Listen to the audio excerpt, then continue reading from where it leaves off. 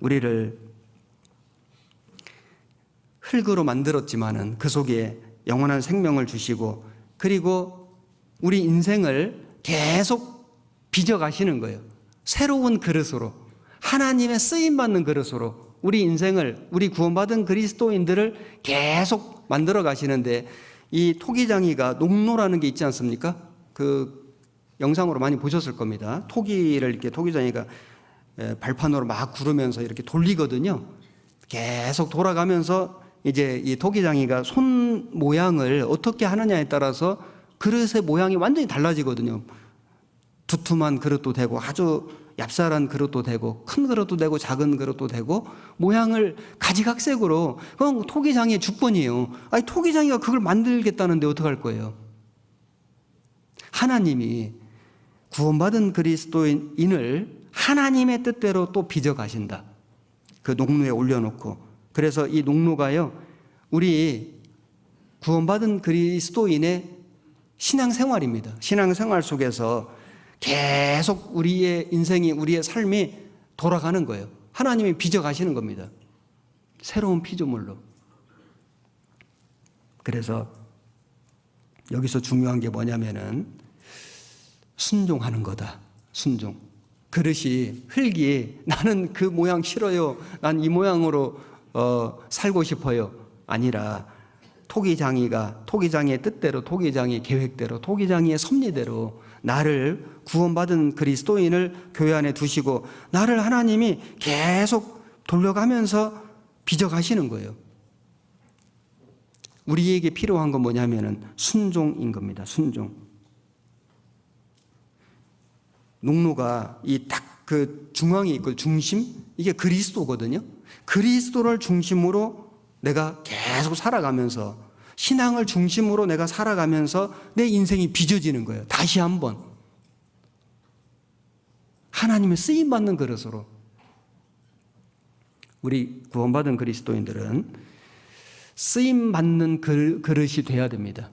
그래서 토기장이의 농로에 올려서 계속 돌리는데 마지막 과정이 뭐냐면요, 용광로에 집어넣는 겁니다. 왜냐하면은 흙으로만은 단단한 그릇이 안 되거든요. 금방 부서져요. 그래서는 아무것도 할 수가 없어요. 아무 짝에도 쓸모가 없습니다. 반드시 마지막 과정이 뭐냐면은 용광로에 집어넣는 겁니다. 그래서 도자기가 되는 거예요. 도자기가 되는 거예요. 그 용광로의 그 온도가 조금씩 가마마다 다르지만 1500도에서 1800도 정도 된다고 해요. 엄청난 온도예요. 쇠도 녹이는 온도입니다. 포항제철 용광로가 한 1600도 될 거요. 엄청난 온도 속에 들어가 가지고 흙이 구워지는 거예요. 그 불같은 시련, 그 불같은 그 고난, 그 환난을 통과해서 단단한 그릇이 돼요. 윤기가 나는, 빛이 나는, 정말 쓰임 받는 아주 귀하고 비싼 명품 도자기가 되거든요. 우리 그리스도인의 삶 속에 고난은 필수다. 하나님이 왜 구원받은 그리스도인들에게 불같은 시련을 허락하실까? 나를 더 빛나게 하기 위해서요. 나의 신앙을 더 단단하게 하기 위해서, 내가 더 귀하게 쓰임받는 하나님의 일꾼 되게 하기 위해서 우리의 삶 속에 여러 가지 고난을 주시죠. 가난이라는 것도 고난이 될 수 있고요. 육신의 질병도 고난입니다. 어떤 가족의 그런 아픔도 고난이고요. 내 살아가는 모든 길이 만사불통되는 거, 뜻대로 안 되는 거, 이것도 고난일 수 있거든요. 사람과 사람 간의 관계 속에서 그 갈등을 빚고 아픔을 겪는 것도 고난일 수 있지 않습니까? 여러 가지 모양의 고난이 있는데 하나님은 너무나 기가 막히게 모든 고난을 다 합해서 나라고 하는 사람의 인생을 만들어 가시는 거예요. 로마서 8장을 보시겠습니다.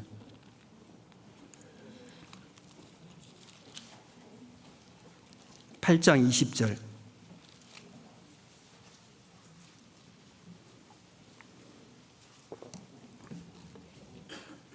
(249페이지) 로마서 8장 28절입니다. 250페이지 28절 한 절만 같이 읽겠습니다. 우리가 알거니와 하나님을 사랑하는 자 곧 그 뜻대로 부르심을 입은 자들에게는 모든 것이 합력하여 선을 이루느니라. 모든 것이 합력하여 선을 이루느니라. 누구에게? 부르심을 입은 자들. 그 뜻대로 부르심을, 우리지 않습니까? 하나님이 하나님의 뜻대로 우리를 불러주신 겁니다. 그런데 모든 것이 합력하여 선을 이루는데, 하나님의 뜻을 이루는데 그 모든 것 속에 뭐가 들어가냐면은 35절 누가 우리를 그리스도의 사랑에서 끊으리요? 환난이나 곤고나 핍박이나 기근이나 적신이나 위험이나 칼이랴. 기록된 바 우리가 종일 주를 위하여 죽임을 당게 되며 도살할 양같이 여김을 받았나이다 함과 같으니라. 그러나 이 모든 일에 우리를 사랑하시는 이로 말미암아 우리가 넉넉히 이기느니라.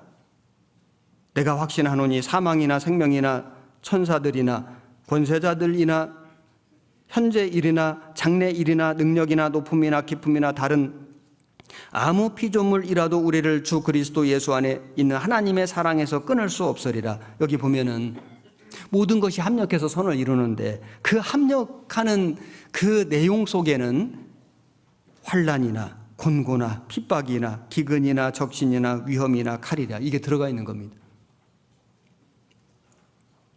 인생 비빔밥에 들어가는 양념이요 이런 거예요. 정말 우리의 삶 속에요, 하나님의 선이 이루어지는데, 하나님의 뜻이 이루어지는데 그 비하인드 스토리를 보면요, 사실은요 우리가 막 기쁨, 즐거움, 세상의 어떤 부귀 영화가 아니고요, 환난과 곤고와 핍박과 기근과 적신과 위험과 칼, 이것이 어우러져 가지고 하나님의 선이 나타난다. 그런데 그게 아름답다는 겁니다. 이거 놀랍지 않습니까? 여러분 선교 보고 영상 보셨지만은 보면요 참 좋아 보이거든요. 참 잘한다. 참 힘있어 보인다. 참 즐거워 보인다. 맞습니다. 그런데 그 이면에는요 말도 못할 눈물과 말도 못할 땀과 말도 못할 수고와 희생과 헌신과 죽음까지도 있습니다. 피까지도 흘렸거든요.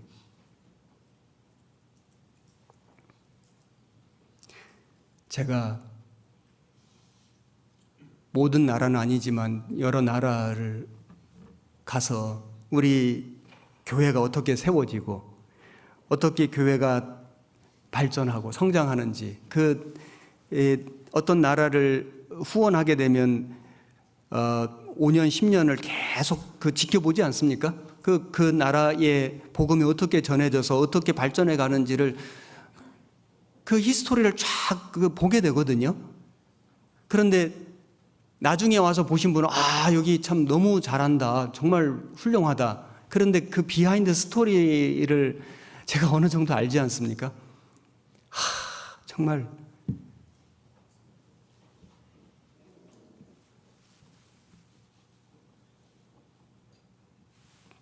그런 그 힘있고 아름다운 교회가 되기까지 그 속에 정말 말도 못할 자기 희생이 있고 헌신이 있고 자기 몸을 던지는 거예요. 자기 가족들, 자기 모든 것을 그게 던져야 그게 나오거든요. 인풋이 있어야 아웃풋이 되잖아요. 그게 뭐가 거기 안에 그 불쏘시개가 계속 타서 들어가서 이게 불길이 된 것이지, 그게 그냥 그렇게 불이 타겠습니까? 그래서 제가 선교를 갈 때마다 제 마음 속에 세 가지 생각하거든요. 첫 번째는 그곳에 있는 우리 형제 자매님들에게 내가 가지고 있는, 내가 할 수 있는 정말 그분들에게 필요한 모든 말씀을 쏟아붓는다. 첫 번째. 두 번째, 그곳에 있는 수고하는 우리 선교사 가족들에게, 선교사님, 선교사의 자매님 가족들에게, 우리 또 물론 현지 전도인들도 계시죠. 그러나 현지 전도인들보다는 한국 선교사님들이 사실은 진짜 나라를 떠난 거지 않습니까?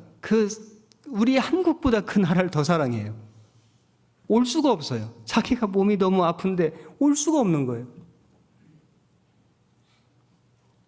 거의 자기 가족인 거예요.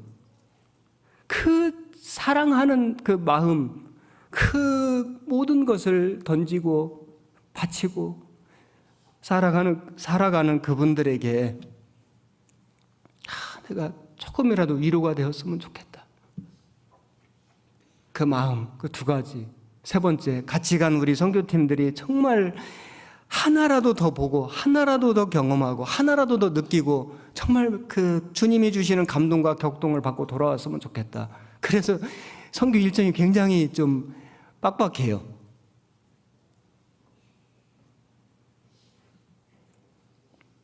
그러나 그곳에서 수고하는 그분들의 수고에는 비할 것이 하나도 없습니다.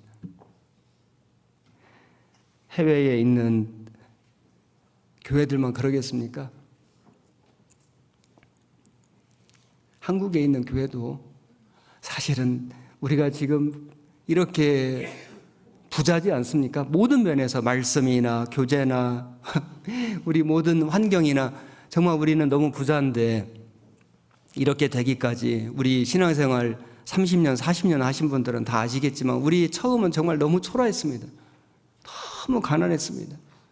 우리 안산도 여러분 당시 이 본당 지으실 때 제가 이야기 들었지만 저는 그 당시에 저 상조에서 상조교회당 지었거든요. 아마 똑같았을 겁니다. 그때 상조교회당 50명도 안 돼서 40명이 건축했습니다. 여기도 아마 뭐 한 100여 명, 150명 건축했을 겁니다. 그분들이 자기를 바친 거예요.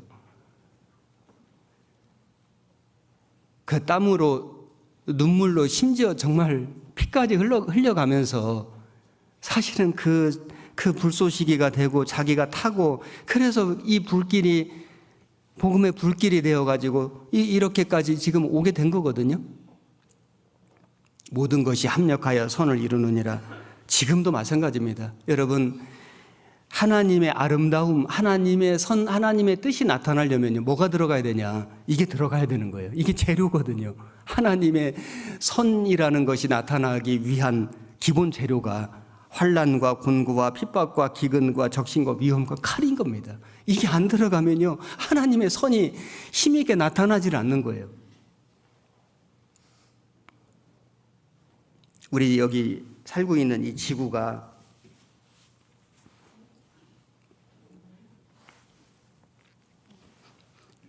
가까이에서 보면은 홍수도 나고 가까이에서 보면은 막 가뭄도 있고 자연재해가 많지 않습니까? 우리 시대는 더욱더 그러한데 그런데 우주에서 보면요 정말 아름다운 유일한 푸른 별입니다. 생명의 별이거든요. 너무 아름답지 않습니까? 우리 인생이 그와 같다고 생각합니다. 내 개인 삶 속에 보면 너무 가뭄과 같은 것도 있고 홍수와 같은 것도 있고 자연 재난과 같은 것도 있고 질병도 있고 아픔도 있고 쓰디쓴 쓰라린 것들이 있는데도 불구하고 그럼에도 불구하고 하나님이 나의 개인의 삶을 아름답게 보실 거라고 저는 생각합니다.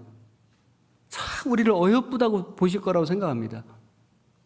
그 모든 것이 합력하여 선을 이루느니라. 그 아픔 속에서 그 고난 속에서 그 몸부림침 속에서 주님의 선을 이루어 가신다. 주님의 뜻을 나타내 주신다. 교회도 마찬가지입니다. 우리가요 우리의 마음을 하나님께 안 드리면 우리의 몸을 하나님께 안 바치면 우리의 좋은 것을 하나님께 정말 쏟아붓지 않으면요 하나님의 선이 힘있게 나타날 수가 없습니다. 모든 것이 합력하여 선을 이루느니라. 그래서 아름다운 도자기가 되기 위해서 마지막 과정이 용광로를 통과하는 겁니다. 뜨거운 거예요. 못 견디게 뜨거운 그 용광로를 통과할 때 빛이 나고 아름답고 비싸지고 명품이 되고 우리 인생도 우리 그리스도인의 삶도 그렇습니다.